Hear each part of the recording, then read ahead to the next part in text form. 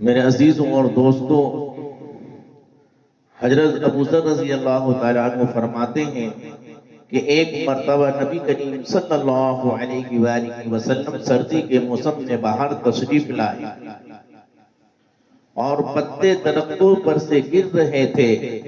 آپ صلی اللہ علیہ وآلہ وسلم نے ایک درخت کی ٹہنی ہاتھ میں لی، اس کے پتے اور بھی گرنے لگے۔ آپ صلی اللہ علیہ وآلہ وسلم نے فرمایا، اے ابو ذر، مسلمان بندہ جب اخلاص سے اللہ کے لیے نمازیں پڑھتا ہے تو اس سے اس کے گناہ ایسے ہی گرتے ہیں جیسے یہ پتے درخت سے گر رہے ہیں۔ میرے عزیزوں، سردی کے موسم میں درختوں کے پتے ایسے کثرت سے گرتے ہیں کہ بعض درختوں پر ایک بھی پتا نہیں رہتا۔ نبی اکرم صلی اللہ علیہ وآلہ وسلم کا پاک ارشاد ہے کہ اخلاص سے نماز پڑھنے کا اثر بھی یہی ہے کہ اس کے سارے گناہ معاف ہو جاتے ہیں۔ سبحان اللہ میرے دوستو، کتنی بڑی نعمت ہے نماز کہ اس کی وجہ سے اس درخت پر ایک بھی نہیں رہتا، اسی طرح ہمارے گناہ بھی معاف ہو جاتے ہیں۔ مگر ایک بات میرے عزیزوں ہمیں اور آپ کو دھیان رکھنا ہے، یہ علماء کی تحقیق اور آیت قرآنیہ اور احادیث نبویہ کی وجہ یہ ہے کہ نماز وغیرہ عبادات سے صرف گناہ کبیرہ یعنی چھوٹے، کبیرہ بڑے گناہ نہیں بلکہ صغیرہ چھوٹے گناہ معاف ہوتے ہیں۔ بغیر توبہ کے بڑے گناہ معاف نہیں ہوتا۔ اس لیے ہمیں اور آپ کو چاہیے کہ جب نماز پڑھ کر فارغ ہو، جب دعا کے لیے ہم اور آپ ہاتھ اٹھائیں تو ہمیں چاہیے کہ توبہ کریں۔ توبہ کرنے سے ہمارے بڑے گناہ معاف ہو جاتے ہیں۔ اس لیے نماز کے ساتھ توبہ اور استغفار کا اہتمام بھی کرنا چاہیے، بہت ضروری ہے۔ اس سے غافل اور سست نہ ہونا چاہیے۔ البتہ حق تعالیٰ جل شانہ اپنے فضل سے کسی کے بڑے گناہ کو معاف فرما دے تو دوسری بات ہے۔ ابو عثمان رضی اللہ تعالیٰ عنہ کہتے ہیں کہ حضرت سلمان رضی اللہ تعالیٰ عنہ کے ساتھ میں ایک درخت کے نیچے تھا۔ انہوں نے اس درخت کے خشک ٹہنی پکڑ کر اس کو حرکت دی جس سے اس کے پتے گر گئے۔ پھر مجھ سے کہنے لگے، ابو عثمان، تم نے مجھ سے یہ نہ پوچھا میں نے یہ کیوں کیا؟ میں نے کہا بتا دیجئے کیوں کیا؟ انہوں نے کہا میں ایک دفعہ نبی اکرم صلی اللہ علیہ وآلہ وسلم کے ساتھ ایک درخت کے نیچے تھا۔ آپ صلی اللہ علیہ وآلہ وسلم نے بھی درخت کی خشک ٹہنی پکڑ کر اس کو اس طرح کیا جس سے اس ٹہنی کے پتے جھڑ گئے۔ پھر حضور صلی اللہ علیہ وآلہ وسلم نے ارشاد فرمایا تھا کہ سلمان پوچھتے نہیں کہ میں نے اس طرح کیوں کیا؟ میں نے عرض کیا، اے اللہ کے نبی صلی اللہ علیہ وآلہ وسلم بتا دیجئے کیوں کیا؟ آپ صلی اللہ علیہ وآلہ وسلم نے ارشاد فرمایا کہ جب مسلمان اچھی طرح سے وضو کرتا ہے پھر پانچوں نمازیں پڑھتا ہے تو اس کے گناہ ایسے ہی گر جاتے ہیں جیسے یہ پتے گرتے ہیں۔ پھر آپ صلی اللہ علیہ وآلہ وسلم نے قرآن کی آیت اقیم الصلاۃ طرفی النہار دعوت فرمائی، جس کا ترجمہ یہ ہے قائم کر نماز کو دن کے دونوں سروں میں اور رات کے کچھ حصوں میں، بے شک نیکیاں دور کر دیتی ہیں گناہوں کو۔ یہ نصیحت ہے نصیحت ماننے والوں کی۔ میرے عزیزوں اور دوستوں، حضرت سلمان رضی اللہ تعالیٰ عنہ نے جو عمل کر کے دکھلایا، یہ صحابہ کرام رضی اللہ تعالیٰ عنہ اجمعین کی محبت کی ادنا سی مثال ہے۔ جب کسی شخص کو کسی سے عشق ہوتا ہے، محبت ہوتا ہے تو اس کی ہر ادا بھاتی ہے، اچھی لگتی ہے، اسی طرح ہر کام کرنے کو جی چاہا کرتا ہے جس طرح وہ اپنے محبوب کو کرتے دیکھتا ہے۔ جو لوگ محبت کا ذائقہ چکھ چکے ہیں وہ اس کی حقیقت سے اچھی طرح واقف ہیں۔ اسی طرح صحابہ کرام رضی اللہ تعالی عنہ اجمعین نبی اکرم صلی اللہ علیہ وآلہ وسلم کے ارشادات نقل کرنے میں ان افعال کی بھی نقل کرتے تھے جو اس وقت جو اس ارشاد کے وقت حضور صلی اللہ علیہ وآلہ وسلم نے کیے تھے۔ نماز کا اہتمام، اس کی وجہ سے گناہوں کا معاف ہونا، جس کثرت سے روایت میں ذکر کیا گیا ہے اس کا احاطہ دشوار ہے۔ پہلے بھی متعدد روایت میں یہ مضمون گزر چکا ہے۔ علماء نے اس کو چھوٹے گناہوں کے ساتھ مخصوص کیا ہے جیسا پہلے معلوم ہو چکا ہے، مگر احادیث میں چھوٹے بڑے گناہ کی کچھ قید نہیں، مطلقاً گناہوں کا ذکر ہے۔ اللہ والوں نے اس کی دو وجہیں ارشاد فرمائی ہیں۔ ایک یہ کہ مسلمان کی شان سے یہ بعید ہے کہ اس کے ذمے کوئی کبیرہ گناہ ہو، اول اس گناہ کبیرہ کا صادر ہونا ہی مشکل ہے، اگر ہو بھی گیا تو بغیر توبہ کے اس کو چین آنا مشکل ہے۔ مسلمان کی مسلمانی شان کا مقتضی یہ ہے کہ جب اس سے کوئی بڑا گناہ ہو جائے تو اتنے رو پیٹ کر اس کو دھو نہ لے، اس کو چین نہ آئے۔ البتہ چھوٹے موٹے گناہ ایسے ہوتے ہیں، بعض مرتبہ ہمارا اور آپ کا اس طرف دھیان نہیں جاتا اور ذمے پہ رہ جاتے ہیں، جو نماز وغیرہ سے معاف ہو جاتے ہیں۔ دوسری وجہ یہ ہے میرے عزیزوں کہ جو شخص اخلاص سے صرف اللہ کے لیے نماز پڑھے گا اور آداب اور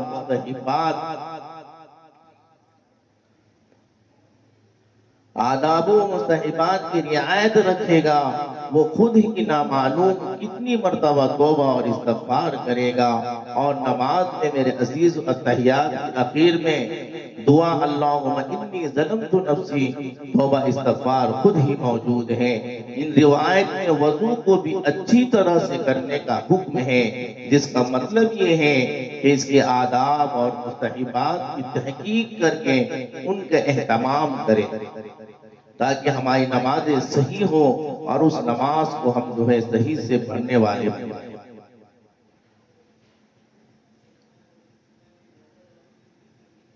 حضرت ابو ہریرہ رضی اللہ تعالیٰ نبی کریم صلی اللہ علیہ وآلہ وسلم سے نقل کرتے ہیں کہ آپ صلی اللہ علیہ وآلہ وسلم نے ایک مرتبہ ارشاد فرمایا، بتاؤ اگر کسی شخص کے دروازے پر ایک نہر جاری ہو جس میں وہ 5 مرتبہ روزانہ غسل کرتا ہو، کیا اس کے بدن پہ کچھ میل باقی رہے گا؟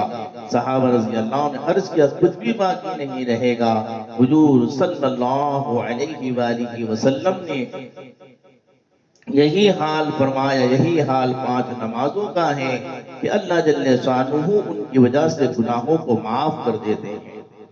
حضرت جابر رضی اللہ تعالی عنہ نبی اکرم صلی اللہ علیہ وآلہ وسلم کا ارشاد نقل کرتے ہیں کہ 5 نمازوں کی مثال ایسی ہے کہ کسی کے دروازے پر ایک نہر ہو جس کا پانی جاری اور بہت صاف ہو، گہرا ہو، کہ اس میں روزانہ وہ 5 دفعہ غسل کرتا ہے۔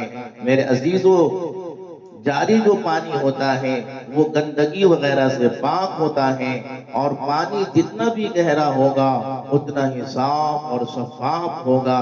اس لیے اس حدیث میں اس کا جاری ہونا اور گہرا ہونا بھی فرمایا گیا۔ میرے عزیزو، جتنے صاف پانی سے آدمی غسل کرے گا اتنی ہی صفائی بدن پر آئے گی۔ اسی طرح نمازوں کی وجہ سے اگر آداب کی رعایت رکھتے ہوئے پڑھی جائے تو گناہوں سے صفائی حاصل ہوتی ہے اور وہ گناہ معاف ہو جاتے ہیں۔ جس قسم کا مضمون ان 2 حدیثوں میں ارشاد ہوا، اس قسم کا مضمون کئی حدیثوں میں مختلف صحابہ سے مختلف الفاظ میں نقل کیا گیا ہے۔ ابو سعید خدری رضی اللہ تعالی عنہ سے نقل کیا گیا ہے کہ حضور صلی اللہ علیہ وآلہ وسلم نے ارشاد فرمایا کہ 5 نمازیں 5 اوقات کے لیے کفارہ ہیں، یعنی ایک نماز سے دوسری نماز تک جو چھوٹے موٹے گناہ ہو جاتے ہیں وہ نماز کی برکت سے اللہ تبارک و تعالی معاف کر دیتے ہیں۔ اس کے بعد حضور صلی اللہ علیہ وآلہ وسلم نے ارشاد فرمایا، مثلا ایک شخص کا کوئی کارخانہ ہے جس میں وہ کچھ کاروبار کرتا ہے، جس کی وجہ سے اس کے بدن پہ کچھ گرد و غبار میل کچیل لگ جاتا ہے، اس کارخانے اور مکان کے بیچ میں 5 نہریں پڑتی ہیں، جب وہ کارخانے سے گھر جاتا ہے تو ہر نہر پر غسل کرتا ہے۔ اسی طرح سے 5 نمازوں کا حال ہے، جب کبھی کوئی بیچ اوقات میں کچھ خطا گناہ وغیرہ ہو جاتی ہے تو نماز میں دعا استغفار کرنے سے اللہ جل شانہ بالکل اس کو معاف فرما دیتے ہیں۔ نبی اکرم صلی اللہ علیہ وآلہ وسلم کا ارشاد ہے، اس قسم کے مثالوں سے اس امر کا سمجھا دینا ہے کہ اللہ جل شانہ نے نماز کو گناہوں کی معافی میں بہت طاقت اور تاثیر رکھی ہے۔ چونکہ مثال سے بات اچھی طرح سمجھ میں آ جاتی ہے، اس لیے مختلف مثالوں سے حضور صلی اللہ علیہ وآلہ وسلم نے اس مضمون کو واضح فرمایا۔ اللہ جل شانہ کی اس رحمت اور وسعت مغفرت، لطف و انعام اور کرم سے ہم لوگ فائدہ نہ اٹھائیں تو کسی کا کیا نقصان ہے؟ اپنا ہی کچھ کھوتے ہیں۔ ہم لوگ گناہ کرتے ہیں، اللہ کی نافرمانی کرتے ہیں، ان کے حکم کو توڑتے ہیں۔ ہونا تو یہ چاہیے تھا کہ ہماری اس غلطی اور خطائیاں میں اللہ ہماری پکڑ پڑواتے، لیکن اللہ تبارک و تعالی جو بادشاہ ہیں، بادشاہوں کا بادشاہ ہے، اس کے یہاں ہمیں ضرور سزا ہوتی اور اپنے کیے کو ہم بھگتتے، مگر اللہ کے کرم کے قربان میرے عزیزوں کہ جس نے اپنے نافرمانیاں اور حکم عدولیہ کرنے کا ہمیں طریقہ بھی جو ہے بتا دیا، اگر ہم اس سے نفع حاصل نہ کریں تو ہماری بیوقوفی ہے۔ حق تعالی جل شانہ کی رحمت اور لطف تو عطا کے واسطے بہانہ ڈھونڈتے ہیں۔ ایک حدیث میں ارشاد ہے کہ جو شخص سوتے ہوئے سے یہ ارادہ کر لے کہ میں تہجد پڑھوں گا پھر آنکھ نہ کھولے تو اس کا ثواب اس کو ملے گا اور سونا مفت میں رہا۔ کیا ٹھکانہ ہے میرے عزیزو اللہ کے دین اور عطا کا، جو قریب اس طرح عطائیں کرتا ہو اور اس سے نہ لینا کتنی سخت محرومی اور کتنا زبردست نقصان ہے۔ حضرت حذیفہ رضی اللہ تعالیٰ عنہ ارشاد فرماتے ہیں کہ نبی کریم صلی اللہ علیہ وآلہ وسلم کو جب کوئی سخت امر پیش آتا تھا تو نماز کی طرف فوراً متوجہ ہو جاتے تھے۔ نماز میرے عزیز اللہ کی بڑی رحمت ہے، اس لیے ہر پریشانی کے وقت ادھر متوجہ ہو جانا گویا اللہ کی رحمت کی طرف متوجہ ہو جانا ہے۔ اور جب رحمت الہی ہمارا مددگار ہو تو پھر کیا مجال ہے کسی پریشانی کی باقی رہے۔ بہت سی روایتوں مختلف طور سے مضمون وارد ہوا کہ صحابہ کرام رضی اللہ تعالیٰ عنہ اجمعین جو ہر قدم پر حضور صلی اللہ علیہ وسلم سے محبت کرنے والے تھے، ان کا اتباع فرمانے والے تھے، ان کے حالات میں یہ چیز نقل کی گئی ہے۔ حضرت ابو دردہ رضی اللہ تعالیٰ عنہ فرماتے ہیں، ابو دردہ رضی اللہ تعالیٰ عنہ فرماتے ہیں کہ جب آندھی چلتی تھی تو حضور اقدس صلی اللہ علیہ وآلہ وسلم فوراً مسجد میں تشریف لے جاتے تھے، اور جب تک آندھی بند نہ ہو جاتی مسجد سے نہ نکلتے تھے۔ اسی طرح جب سورج یا چاند گرہن ہو جاتا تو حضور صلی اللہ علیہ وآلہ وسلم فوراً نماز کی طرف متوجہ ہو جاتے تھے۔ ایک صحابی رسول حضور صلی اللہ علیہ وآلہ وسلم سے نقل کرتے ہیں کہ پہلے نبیوں کا بھی یہی معمول تھا کہ ہر پریشانی کے وقت نماز کی طرف متوجہ ہو جایا کرتے تھے۔ حضرت ابن عباس رضی اللہ تعالیٰ عنہ ایک مرتبہ سفر میں تھے، راستے میں خبر ملی کہ بیٹے کا انتقال ہو گیا، اونٹ سے اترے، 2 رکعت نماز پڑھی، پھر انا للہ و انا الیہ راجعون پڑھا، اور پھر فرمایا کہ ہم نے وہ کیا جس کا اللہ تعالیٰ نے حکم فرمایا ہے۔ اور قرآن پاک کی آیت وَاسْتَعِینُوا بِالصَّبْرِ وَالصَّلَاةِ تلاوت کی۔ ایک اور قصہ اسی قسم کا نقل کیا گیا ہے کہ حضرت ابن عباس رضی اللہ تعالیٰ عنہ تشریف لے جا رہے تھے، راستے میں ان کے بھائی کے انتقال کی خبر ملی، راستے سے ایک طرف ہو کر اونٹ سے اترے، 2 رکعت نماز پڑھی، پھر اتحیات کی بہت دیر تک دعائیں پڑھتے رہے، اس کے بعد اٹھے اور اونٹ پر سوار ہوئے اور قرآن پاک کی آیت وَاسْتَعِينُوا بِالصَّبْرِ وَالصَّلَاةِ وَإِنَّهَا لَكَبِيرَةٌ إِلَّا عَلَى الْخَاشِعِينَ تلاوت فرمائی کہ مدد حاصل کرو صبر کے ساتھ اور نماز کے ساتھ، بے شک وہ نماز دشوار ضرور ہیں مگر جن کے دلوں میں خشوع ہے ان پر کچھ بھی دشوار نہیں۔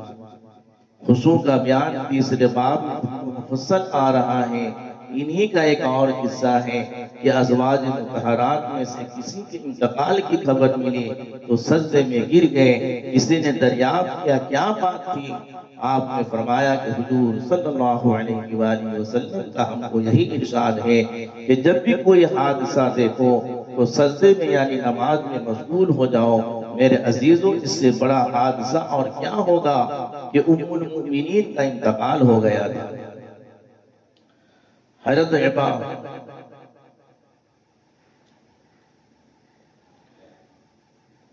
ایک صحابی رسول کے انتقال کا وقت جب قریب آیا، جو لوگ وہاں موجود تھے ان سے فرمایا کہ میں ہر شخص کو اس سے روکتا ہوں کیوں مجھے روئیں، اور جب میری روح نکل جائے تو ہر شخص وضو کرے، اچھی طرح سے آداب کی رعایت رکھتے ہوئے وضو کرے، پھر مسجد میں جائے اور نماز پڑھ کر میرے واسطے استغفار اور دعائیں کرے، اس لیے کہ اللہ جل شانہ نے وَاسْتَعِينُوا بِالصَّبْرِ وَالصَّلَاةِ کا حکم فرمایا ہے۔ اس کے بعد مجھے قبر کے گڑھے میں پہنچا دیا۔ حضرت ام کلثوم رضی اللہ تعالی عنہ کے شوہر حضرت عبد الرحمن بیمار ہو گئے۔ ایک وقت ایسا حال ہوا کہ سب لوگوں نے انتقال ہونا تجویز کر لیا کہ اب یہ دنیا سے چلے جائیں گے۔ حضرت ام کلثوم رضی اللہ تعالی عنہ اٹھی، نماز کی نیت باندھ لی، نماز سے فارغ ہوئی تو حضرت عبد الرحمن رضی اللہ تعالی عنہ کو ہوش آ گیا۔ لوگوں سے پوچھا کیا میری حالت موت کسی ہو گئی تھی؟ لوگوں نے عرض کی ہاں۔ فرمایا کہ دو فرشتے میرے پاس آئے اور مجھ سے کہا چلو احکمون حاکمین کی بارگاہ میں تمہارا فیصلہ ہونا ہے۔ وہ مجھے لے جانے لگے تو ایک تیسرے فرشتے آئے، ان دونوں سے کہا تم چلے جاؤ، یہ ان لوگوں میں سے ہیں جن کی قسمت میں سعادت اس وقت لکھ دی گئی تھی جب یہ ماں کے پیٹ میں تھے، ابھی ان کی اولادوں کو ان سے اور فوائد حاصل کرنے ہیں۔ اس کے بعد ایک مہینہ تک حضرت عبد الرحمن زندہ رہے، پھر انتقال ہو گیا۔ میرے عزیز، اس سے پتا چلا کہ نماز کتنی بڑی دولت ہے۔ تکلیف میں، راحت میں، ہر حال میں نماز کی پابندی ہونی چاہیے۔ میرے عزیزو، ہمیں جب بہت زیادہ خوشی مل جاتی ہے، ہمارے گھروں میں کوئی اگر پروگرام ہوتا ہے تو میرے عزیزو ہماری نمازیں چھوٹ جاتی ہیں، یا کوئی غم ہم سنتے ہیں یا کوئی تکلیفیں پہنچ جاتی ہیں، اس حال میں ہماری نمازیں چھوٹ جاتی ہیں۔ تو ہمارے لیے یہ پیغام ہے کہ کسی حال میں ہم نماز نہ چھوڑیں، چاہے غم ہو خوشی ہو، ہر حال میں نماز کی پابندی ہمارے لیے بہت ضروری ہے۔ حضرت رضی اللہ عنہ کہتے ہیں کہ دن میں ایک مرتبہ سخت اندھیرا ہو گیا، میں دوڑا ہوا حضرت انس رضی اللہ تعالی عنہ کی خدمت میں حاضر ہوا۔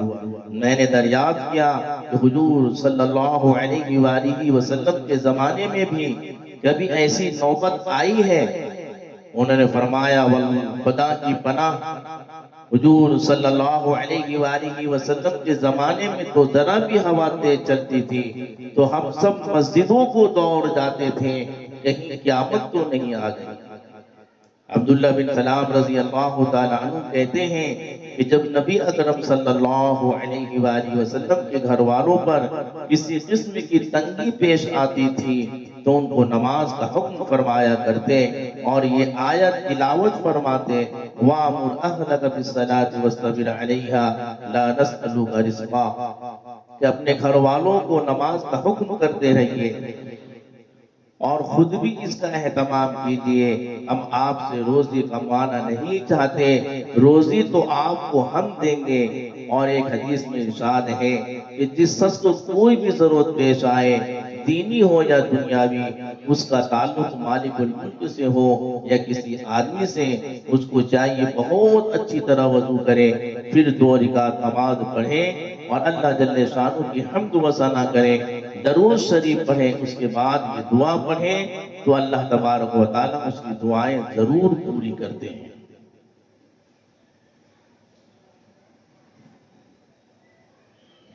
حقیقت میں میرے عزیزوں نماز بہت بڑی نعمت اور دولت ہے۔ ایک حدیث میں آیا کہ اپنے گھر میں نماز کثرت سے پڑھا کرو، گھر میں خیر اور برکت میں اضافہ ہوگا۔ میرے عزیزوں اس نماز سے مراد نفل نماز ہے کہ ہم نفل نماز اپنے گھروں کے اندر پڑھا کریں تاکہ ہمارے گھروں میں برکت ہو۔ ابو مسلم رضی اللہ تعالیٰ عنہ کہتے ہیں کہ ابو امامہ رضی اللہ تعالیٰ عنہ کی خدمت میں حاضر ہوا، وہ مسجد میں تشریف فرماتے ہیں۔ میں نے عرض کیا کہ مجھ سے ایک صاحب نے آپ کی طرف سے یہ حدیث نقل کی ہے کہ آپ نے نبی اکرم صلی اللہ علیہ وآلہ وسلم سے ارشاد سنا ہے کہ جو شخص اچھی طرح سے وضو کرے اور پھر فرض نماز پڑھے تو حق تعالیٰ جل شانہ اس دن کے وہ گناہ جو چلنے سے ہوئے ہو اور وہ گناہ جن کو اس کے ہاتھوں نے کیا ہو اور وہ گناہ جو اس کے کانوں سے صادر ہوئے ہو اور وہ گناہ جن کو اس نے آنکھوں سے کیا ہو اور وہ گناہ جو اس کے دل میں پیدا ہوئے ہوں، سب کو معاف فرما دیتے ہیں۔ حضرت ابو امامہ رضی اللہ عنہ نے فرمایا میں نے یہ مضمون نبی کریم صلی اللہ علیہ وآلہ وسلم سے کئی دفعہ سنا۔ سبحان اللہ، کتنی فضیلت ہے میرے عزیز و نماز کی۔ اللہ ہمیں نماز کی پابندی کرنے والا بنائے۔ تو میرے عزیز و صحابہ سے نقل کیا گیا ہے، چنانچہ بڑے بڑے صحابہ حضرت ابو ہریرہ، انس رضی اللہ تعالیٰ عنہ اور بڑے بڑے صحابہ سے یہ روایت متعدد روایت ذکر کیا گیا ہے۔ میرے عزیزو جو حضرات نماز کے پابند ہوتے ہیں اللہ ان کی مدد فرماتا ہے۔ عثمان رضی اللہ تعالیٰ عنہ کی روایت میں ہے کہ نبی اکرم صلی اللہ علیہ روایت ہے کہ نبی اکرم صلی اللہ علیہ وآلہ وسلم کا ارشاد نقل کیا گیا ہے کہ کسی شخص کو اس بات سے مغرور نہیں ہونا چاہیے۔ اس کا مطلب یہ ہے کہ اس گھمنڈ پر کہ نماز سے گناہ معاف ہو جاتے ہیں، گناہوں پہ جرات اور ہمت نہیں کرنا چاہیے، اس لیے کہ ہم لوگوں کی نماز اور عبادات جیسی ہوتی ہیں ان کو اگر حق تعالیٰ جل شانہ اپنے لطف اور کرم سے قبول فرما لے تو ان کا لطف و احسان و انعام ہے، ورنہ ہماری عبادتوں کی حقیقت ہمیں خوب معلوم ہے۔ اگرچہ نماز کا یہ اثر ضروری ہے کہ اس سے گناہ معاف ہو جاتے ہیں، مگر میرے عزیزو ہماری نماز اس قابل ہے، اس کا علم اللہ ہی کو ہے۔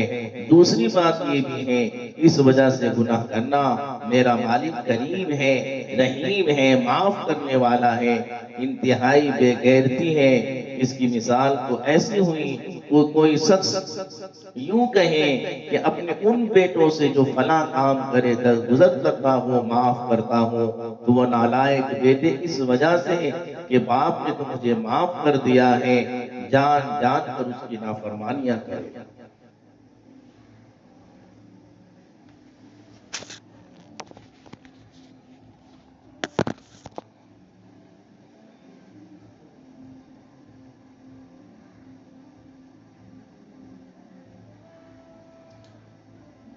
حضرت ابو ہریرہ رضی اللہ عنہ فرماتے ایک قبیلے کے دو صحابی ایک ساتھ مسلمان ہوئے، ان میں سے ایک صاحب دیہات میں شہید ہو گئے، دوسرے صاحب کا 1 سال بعد انتقال ہوا۔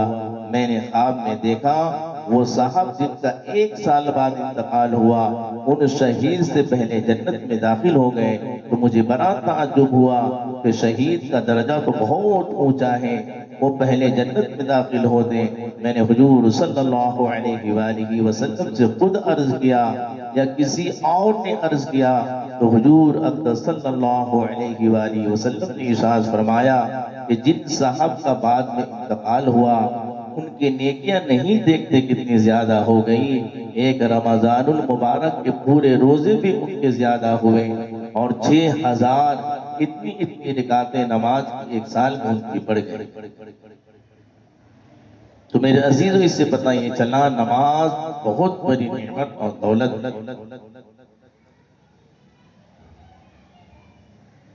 1 سال میں تمام مہینے 30 دن کے لگائے جائیں اور صرف فرض اور وتر کی 20 رکعتیں شمار کی جائیں، تب بھی میرے عزیزوں 6,960 رکعتیں ہوتی ہیں، اور جتنے مہینے 30 دن کے ہوں گے 20 رکعتوں کا اضافہ ہوتا رہے گا، اور سنتیں اور نوافل بھی شمار کیے جائیں تو کیا ہی پوچھنا۔ اللہ ہم سب کو میرے عزیزو نماز کا شوق عطا فرمائے۔ حضور اقدس صلی اللہ علیہ وآلہ وسلم کا ارشاد ہے کہ جب نماز کا وقت آتا ہے تو ایک فرشتہ اعلان کرتا ہے، اے آدم کی اولاد اٹھو، جہنم کی اس آگ کو جسے تم نے گناہوں کی بدولت اپنے اوپر جلانا شروع کر دیا ہے، بجھاؤ۔ چنانچہ دیندار لوگ اٹھتے ہیں، وضو کرتے ہیں، ظہر کی نماز پڑھتے ہیں، جس کی وجہ سے ان کے گناہوں کو فجر سے ظہر تک کی مغفرت کر دی جاتی ہے۔ اسی طرح پھر وہ عصر کے وقت، پھر مغرب کے وقت، پھر عشاء کے وقت، غرض ہر نماز کے وقت یہی صورت ہوتی ہے۔ عشاء کے بعد لوگ سونے میں مشغول ہو جاتے ہیں، اس کے بعد بعض لوگ اندھیرے میں برائیاں، زناکاری، بدکاری، چوری کی طرف چل دیتے ہیں، اور بعض لوگ بھلائیوں کی طرف چل دیتے ہیں۔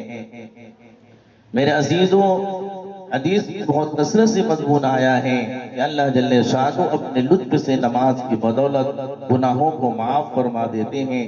نماز میں چونکہ استغفار خود موجود ہے جیسا کہ اوپر گزرا، اس لیے عزیزوں چھوٹے اور بڑے گناہ، ہر قسم کے گناہ اس میں داخل ہو جاتے ہیں، بس شرط یہ ہے کہ دل سے گناہوں پر انسان ندامت ہو، افسوس کریں۔ تعالیٰ جل شانہ کا ارشاد ہے، اقیم الصلاۃ طرفی النہار وزلفا من اللیل ان الحسنات یذہبن السیئات۔ سلمان رضی اللہ تعالیٰ عنہ ایک بڑے مشہور صحابی رسول ہیں، وہ فرماتے ہیں جب عشاء کی نماز ہو جاتی ہے تو تمام آدمی 3 جماعتوں میں بٹ جاتے ہیں۔ ایک وہ جماعت ہے جس کے لیے رات نعمت ہے اور بھلائی اور کمائی ہے، یہ وہ حضرات ہیں جو رات کی فرصت کو غنیمت سمجھتے ہیں، اور جب لوگ اپنے اپنے راحت و آرام اور سونے میں مشغول ہو جاتے ہیں تو یہ لوگ نماز میں مشغول ہو جاتے ہیں، ان کی رات ان کے لیے اجر و ثواب بن جاتی ہے۔ دوسری وہ جماعت ہے جس کے لیے رات وبال ہے، عذاب ہے، یہ وہ جماعت ہے جو رات کی تنہائی اور فرصت کو غنیمت سمجھتی ہے اور گناہوں میں مشغول ہو جاتی ہے۔ میرے عزیزوں، ان کی رات ان پر وبال بن جاتی ہے، عذاب بن جاتی ہے۔ تیسری وہ جماعت ہے جو عشاء کی نماز پڑھ کر سو جاتی ہے، اس کے لیے نہ وبال ہے، نہ عذاب ہے، نہ کمائی، نہ کچھ گیا نہ آیا۔ اس لیے میرے عزیزوں، یہ رات ہمارے لیے بہت بڑی نعمت کی رات ہے، ہمیں چاہیے کہ اس رات کی قدر کریں اور گناہوں سے بچیں، اور میرے عزیزو جو ہے عبادت کے اندر مشغول ہو جائیں، یوں ہی اپنے وقت کو ضائع نہ کریں۔ یہ وقت اللہ تبارک و تعالیٰ نے ہمیں اور آپ کو بہت قیمتی دیا ہے، تاکہ میرے عزیزو اس رات کی ہم قدر کرنے والے بنیں، تاکہ ہماری عبادت ہو، جلد سونے کی فکر کریں تاکہ ہم صبح اٹھنے والے بن جائیں۔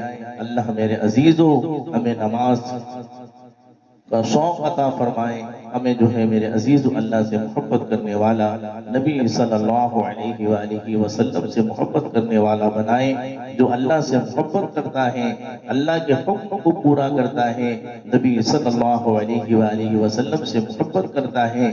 نبی نے جو ہمیں پیغام دیا ہے کہ نماز ایمان کے بعد نماز سب سے بڑی دولت ہے، سب سے بڑی نعمت ہے، اس لیے تو اللہ کے نبی صلی اللہ علیہ وآلہ وسلم نے ارشاد فرمایا، میری آنکھوں کی ٹھنڈک نماز ہے، میری آنکھوں کی ٹھنڈک نماز ہے۔ اس لیے مسلمانوں کو چاہیے، مومن کو چاہیے کہ نماز کی پابندی کرے۔